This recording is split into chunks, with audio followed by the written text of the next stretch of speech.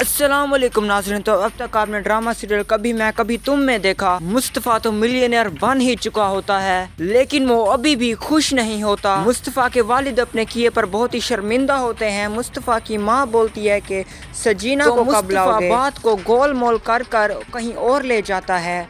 मुस्तफ़ा का वालिद बोलता है कि हम अपने किए पर बहुत शर्मिंदा हैं, हमें माफ़ कर दो। मुस्तफ़ा कहता है कि अब वक्त बहुत दूर जा चुका है, लेकिन मुस्तफ़ा के माँ बाप बहुत ही माफ़ी मांगते हैं और सजीना को लेने उसके घर पहुंच जाते हैं। और जब भी वो सजीना से मिलते हैं तो अपने किए पर बहुत शर्मिंदा होते हैं और माफ़ी मांगने लगते हैं सजीना से। ये देखकर सजीना की माँ बहुत ही खुश होती है, लेकिन सजीना कहती है कि मैं अब आप लोगों के साथ नहीं जा सकती।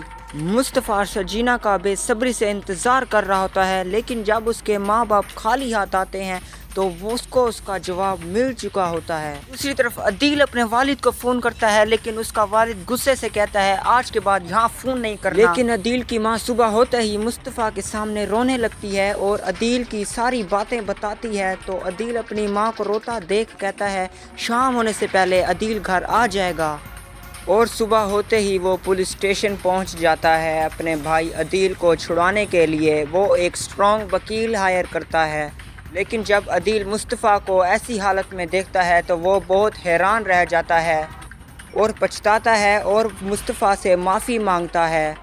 लेकिन मुस्तफ़ा कहता है मैं सिर्फ माँ के कहने पर यहाँ पर आया हूँ, मेरा आपसे कोई ताल्लुक़ नहीं है। और तो और मुस्तफ़ा अपना खोया हुआ घर भी अपने वालिदैन को ला कर दे देता है, क्योंकि उसका बिज़नेस इतना कामयाब हो जाता है कि मुस्तफ़ा अब पहले वाला मुस्तफ़ा ही नहीं रहता।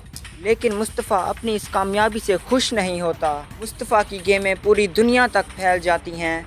मुस्तफ़ा सजीना को मिलने के लिए बुलाता है और इतनी मुश्किलों के साथ सजीना मुस्तफ़ा से मिलने आती है। मुस्तफ़ा उसको बहुत मनाने की कोशिश करता है, लेकिन सजीना कहती है मुझे मेरा पुराना मुस्तफ़ा चाहिए, वही फटे पुराने कपड़ों वाला। मुस्तफ़ा कहता है कि अब मैं वो नहीं बन सकता कभी भी। ये सुनते ही सजीना गुस्से से वहाँ से चली जाती है और कहती है कि आज के बाद मैं तुमसे नहीं मिलूँगी। फिर मुस्तफ़ा अपनी यादों में पुराने घर जाता है, उसी मोहल्ले में जाता है जहाँ पर वो कई अरसा रहे थे।